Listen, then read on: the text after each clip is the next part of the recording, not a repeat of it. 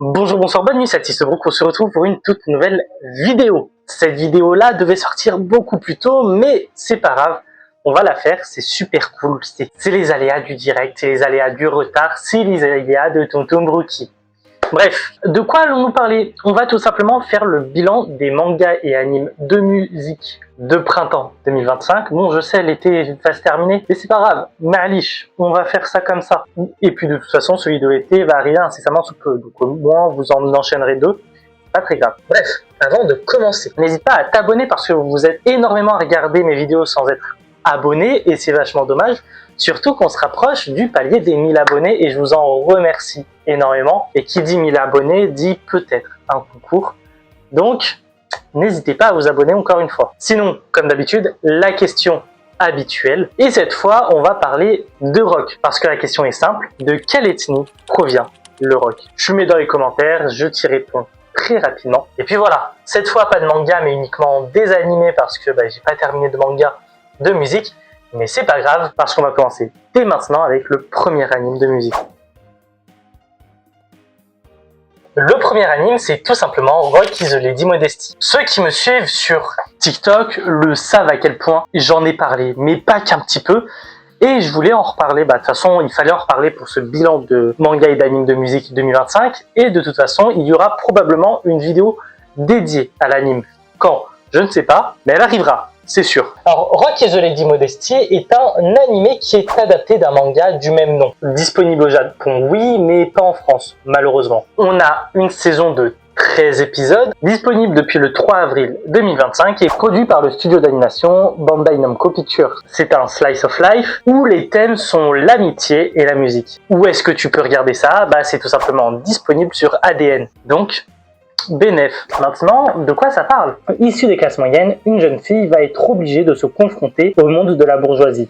Alors pourquoi? Ça c'est simple. Sa mère s'est remariée avec un homme fortuné, un homme pété de thunes, un homme qui a de la mala. Donc qui dit famille recomposée dit changement de vie. Et elle va littéralement intégrer une école avec que des bobos, que des bourges, que des mecs pétés de thunes. Et donc l'objectif de cette école, c'est de former l'élite. Sauf qu'un jour, elle va rencontrer Ottawa, la fille d'une figure politique extrêmement importante. Et c'est ainsi que leur amitié va naître de manière assez bizarre parce que elles auront un objectif en tête, former un groupe de rock. Maintenant, comment tout ça va se passer? Est-ce qu'elles vont y arriver dans ce monde hyper compliqué de la bourgeoisie? Ça, encore une fois, je te laisse regarder l'anime pour le savoir. Maintenant, qu'est-ce que j'en pense de l'anime? Concrètement, l'anime, c'est un hommage au rock. Il n'y a pas d'autre terme pour parler de cet anime. Parce que littéralement, on sent déjà à chaque épisode, à chaque minute de l'anime, qu'il y a une réelle passion pour le rock.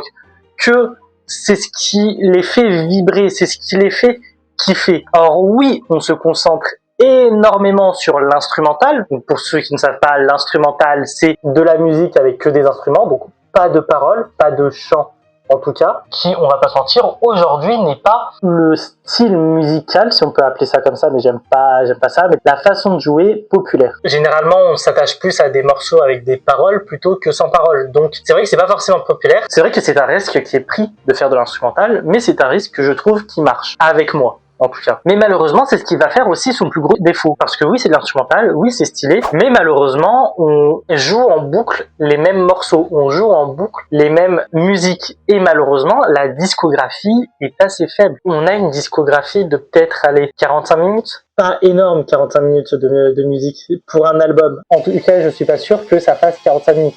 Parce que quand j'ai lancé la playlist Spotify, ça me mettait 45 minutes. Mais ça rajoutait des musiques qui venaient d'ailleurs et qui étaient liées plus ou moins à l'anime. Pas forcément dedans, mais qui étaient liées. Donc 45 minutes, voire moins. Et là-dessus, c'est ce qui va, à mon avis, faire défaut à l'œuvre. En tout cas, l'anime. Parce que oui, il y a tout un truc encore à raconter, mais c'est un anime de musique.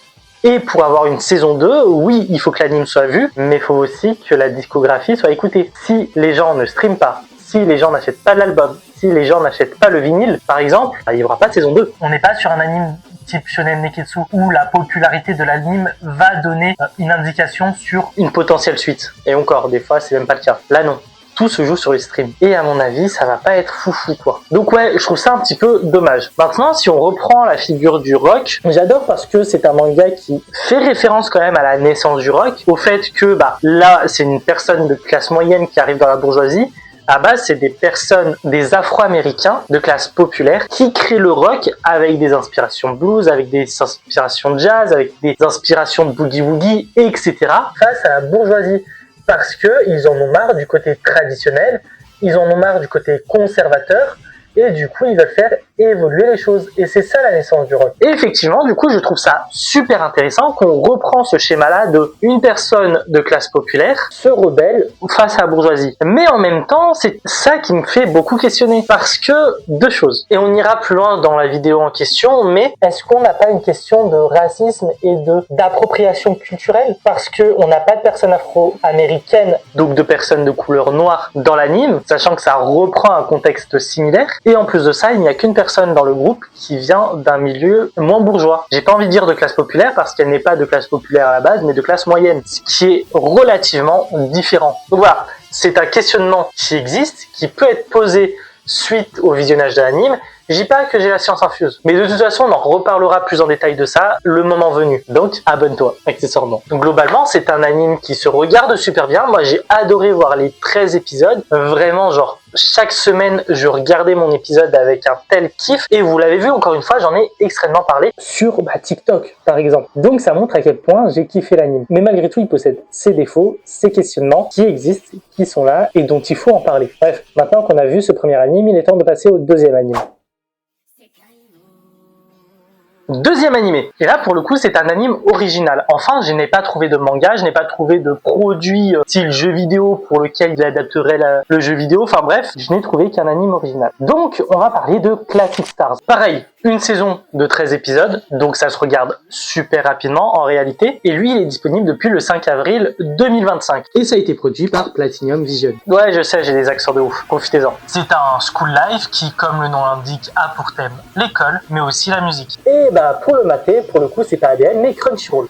De plateformes différentes, c'est beaucoup, mais c'est pas grave. De quoi ça parle? Beethoven était un boxeur. Vous comprendrez quand vous regarderez l'anime. Me posez pas plus de questions. En tout cas, il l'était jusqu'à que la musique le choisisse. C'est ainsi qu'il va entrer dans le prestigieux département de musique de l'Académie Gloria, où naissent tout simplement les plus grandes stars, dont on dit même que les élèves égalent le talent des musiciens les plus célèbres, et dont ils vont hériter leur nom et leurs dons. C'est ainsi qu'il va littéralement troquer ses gants pour des mélodies où le monde de la musique frappe à chaque note. En tout cas, ce qui est sûr, c'est qu'il est déterminé à, encore une fois, être le meilleur. Bon, j'avoue que le synopsis comme ça est très vague et te fait très douter. Mais franchement, c'est vraiment un bête d'anime. Pour le coup, j'ai vraiment kiffé. Parce que tu verras que les animes de musique d'été 2025, c'est pas la même chose, hein. Il y en a, c'est pas fou du tout. Mais encore, ça, on en reparlera plus tard. Alors, pour le coup, quand on parle du Japon, on parle toujours de tradition et de modernité. On dit que le Japon est un bon mélange entre tradition et modernité.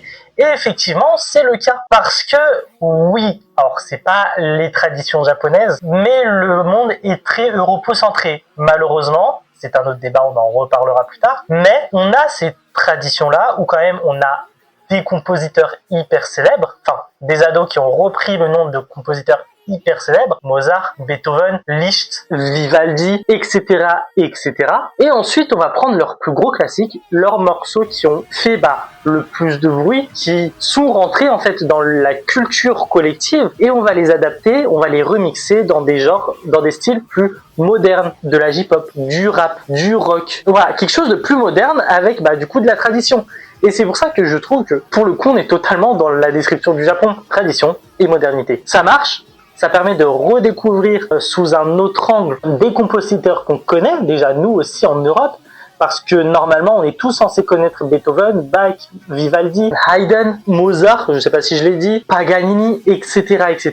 Oui, on ne peut pas tous les connaître, mais on est quand même censé connaître une bonne base. Et donc, du coup, vu qu'on les connaît nous, mais que les Japonais les connaissent aussi, on arrive à mettre un point d'impact, un point de liaison entre nos consommateurs européens et le Japon, qui est franchement pas mal. Si tu sais pas quoi faire regarder comme animé à quelqu'un qui n'en a jamais vu et qui aime bien la musique, ça peut être une solution, tu vois. Alors je dis pas que ça peut plaire à tout le monde, parce que déjà les mangas et les animes de musique ne plaisent pas forcément à tout le monde, mais s'il aime ça, autant tenter s'il kiffe ça la musique. Ça peut être une solution. Alors oui, c'est très fictif, malgré tout, mais ça peut être une solution. J'ai également beaucoup aimé le côté métaphorique, parce que les dons dont on a parlé dans le synopsis, va apporter des mises en scène de la musique. À chaque fois qu'il chante, il y a une mise en scène, il y a une illusion, il y a tout un truc qui se passe. Et ça, j'ai trouvé ça plutôt sympa. Parce qu'encore une fois, chaque adolescent, chaque musicien, chaque chanteur, chaque compositeur ont une vision bien précise d'un morceau. J'ai un truc tout con, mais imaginons que moi, je joue la 9e symphonie de Beethoven et qu'un pote joue la 9e symphonie de Beethoven. Mais qu'on est obligé d'interpréter ça. Il n'aura pas la même vision que moi là-dessus. Prenons un exemple tout bête, la Marseillaise. Tu prends la Marseillaise d'un point de vue de l'époque de la France coloniale, parce que c'est ça, hein, la Marseillaise. Oui, à la base, ça a été un chant pour se donner du courage face aux ennemis allemands, etc. Mais après, il y a eu toute une histoire, dont la France coloniale et les décolonisations. La Marseillaise, pour quelqu'un qui a vécu la colonisation, mais en tant que futur décolonisé, la Marseillaise n'est pas vue pour lui comme quelque chose de positif. Donc s'il devait réinterpréter la Marseillaise, par exemple, il pourrait la réinterpréter avec des sentiments négatifs. Il pourrait la réécrire négativement. Alors que quelqu'un qui le voit comme un signe de courage, quelqu'un qui est un patriote, qui aime tous les aspects de l'histoire française, les bons comme les mauvais, etc., bah, il pourrait l'interpréter de manière très positive. Encore une fois, tout est une question de point de vue musical, mais justement, je trouve ça super intéressant de voir une vision moderne de jeunes adolescents sur des compositions qui existent depuis des siècles. Et pour terminer, là où je veux en terminer justement là-dessus, c'est l'impact scientifique. Parce qu'on parle quand même, sans trop vous spoil, d'expériences scientifiques sur des adolescents. Alors, on connaît déjà toutes les polémiques sur l'expérimentation sur les hommes, sur les adultes, mais là, on est sur des adolescents. On ne connaît ni les répercussions, ni les effets négatifs, ni les impacts que ça peut avoir sur eux, mais on fait des expériences quand même sur eux en se disant Hassoul, on sera bien vu, à savoir que c'est des choix politiques. Donc encore une fois, la politique qui a une mainmise sur la science également. Tout ça peut être remis en question. En tout cas, ce qui est sûr, c'est que c'est un anime que j'ai adoré. Lequel je préfère entre Rock Isolé d'Immodesty et Classic Stars, je ne pourrais pas vous le dire parce que c'est deux animes totalement différents. Et en tout cas, les deux, je les ai adorés.